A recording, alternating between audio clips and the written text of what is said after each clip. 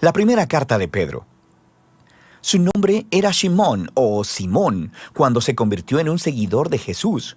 Él era parte del círculo cercano de los 12 discípulos. Cuando él confesó que Jesús era el Mesías, Jesús cambió su nombre a Kefas, que significa roca en arameo, que después fue traducido al griego como Petros o Pedro. Jesús prometió que él se convertiría en un líder entre los apóstoles para guiar a la comunidad mesiánica en Jerusalén durante sus primeros años, y eso fue lo que sucedió. Recuerda los primeros capítulos del libro de Hechos. Eventualmente, sin embargo, Pedro fue llamado a llevar las buenas nuevas de Jesús más allá de las fronteras de Israel. Esta carta fue escrita cuando ya llevaba décadas en esa misión en el mundo romano más amplio. Descubrimos esto en la conclusión de su carta, que Pedro está en Roma, la que él llama Babilonia, y aprendemos que aunque Pedro dirigió el contenido de la carta, esta fue compuesta por un hombre llamado Silvano, que era un colaborador de Pedro. Esta era una carta circular enviada a varias comunidades de iglesias en la provincia romana de Asia Menor, que es la Turquía actual. Y Pedro supo que estos cristianos, en su mayoría no judíos, estaban siendo perseguidos. Ellos estaban enfrentando hostilidad y acoso de sus vecinos romanos y griegos, así que Pedro escribió para animarlos en medio de su sufrimiento. Y esto ayuda a explicar el diseño y los temas principales de la carta. Inicia con un saludo y continúa con una poética canción de alabanza a Dios que introduce los temas claves que se exploran en el cuerpo de la carta, donde primero afirma la nueva identidad de familia de estos cristianos perseguidos, lo que les ayudará a ver sus sufrimientos como una forma de testificar de Jesús.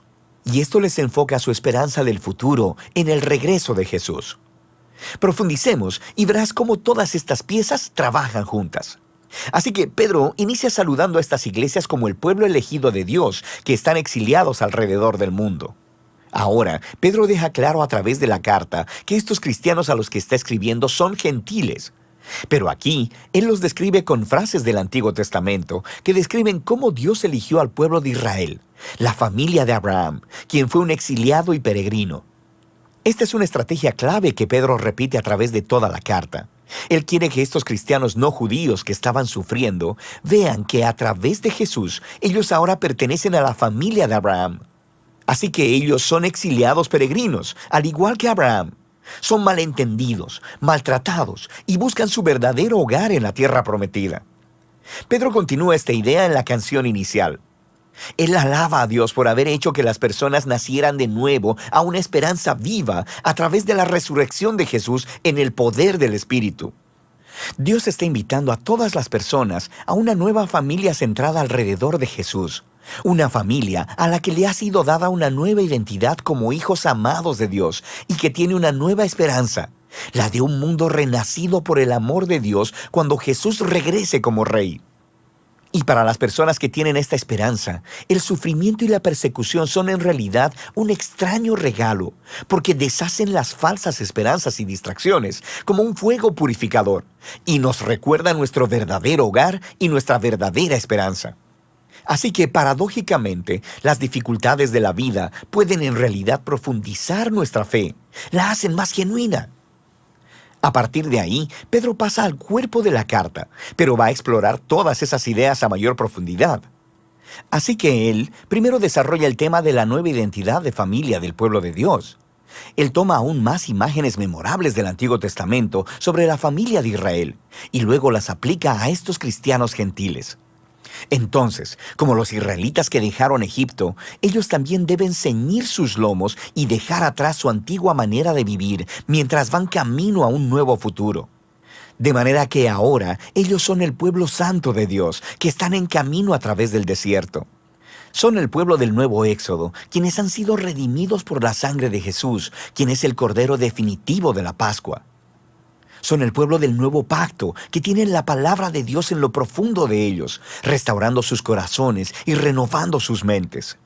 Son el nuevo templo, construido sobre el fundamento de Jesús mismo, y son el nuevo reino de sacerdotes, quienes sirven a Dios como sus representantes a las naciones. Ahora, al aplicar todas estas increíbles imágenes a estos cristianos gentiles perseguidos, Pedro está colocando su sufrimiento en una narrativa completamente nueva. Y esto nos lleva a la siguiente sección. Su persecución en realidad puede ayudar a traer claridad a su misión en el mundo, la de llevar testimonio de la misericordia de Dios entre las naciones.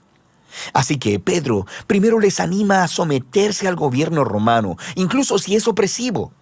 Sí, él reconoce que su persecución, su sufrimiento, es injusto, pero la resistencia violenta no resuelve nada, sin mencionar que traiciona las enseñanzas de Jesús, quien amó a sus enemigos en lugar de matarlos. Después, Pedro resalta específicamente la muy difícil situación que enfrentaban los esclavos cristianos y las esposas cuando vivían en los hogares romanos donde el jefe de familia no seguía a Jesús. El problema es que se esperaba que todos en la casa se sometieran y adoraran a los dioses del jefe de familia. De manera que Pedro está consciente de que dar tu lealtad a Jesús generará sospecha. Así que Pedro dice que es verdad. Todos los cristianos, incluyendo a los esclavos y a las esposas romanas, han sido completamente liberados por Jesús, pero deben demostrar esa libertad no a través de la rebelión, sino resistiendo el mal de la misma manera en que lo hizo Jesús, a través de mostrar amor y generosidad a tus enemigos. Y en los hogares donde el esposo también es cristiano, la historia es distinta.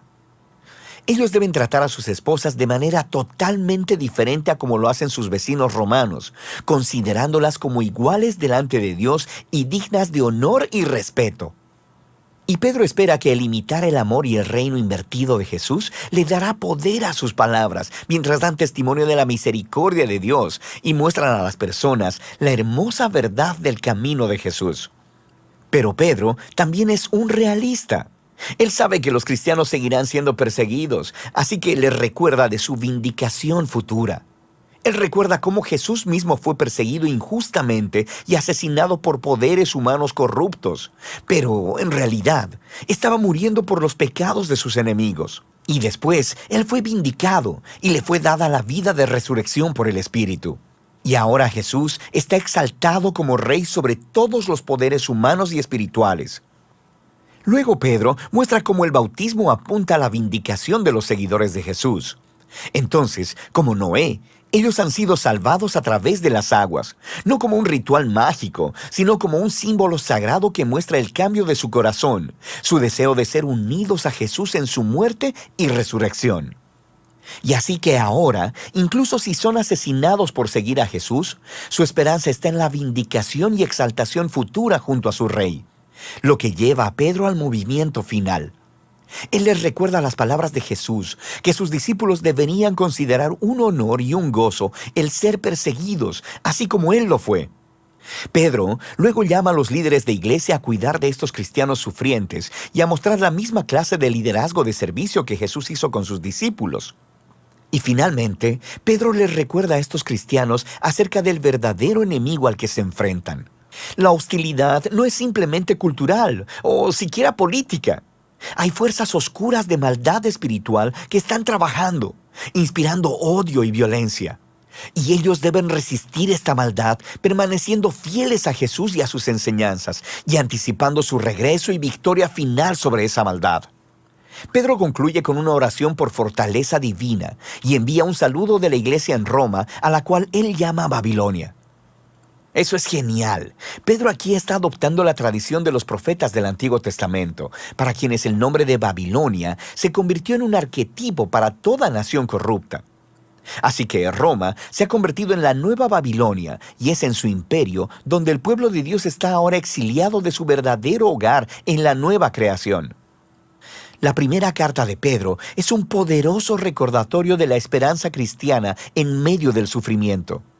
El pueblo de Dios ha sido una minoría incomprendida desde su mismísimo comienzo y deberían esperar enfrentar hostilidad porque han sido elegidos para vivir bajo el reino de un rey diferente, Jesús. Sin embargo, la persecución puede convertirse en un regalo extraño para la iglesia, porque ofrece una oportunidad de mostrar a otros el sorprendente amor y generosidad de Jesús, que es motivada por su regreso. Y de eso se trata Primera de Pedro.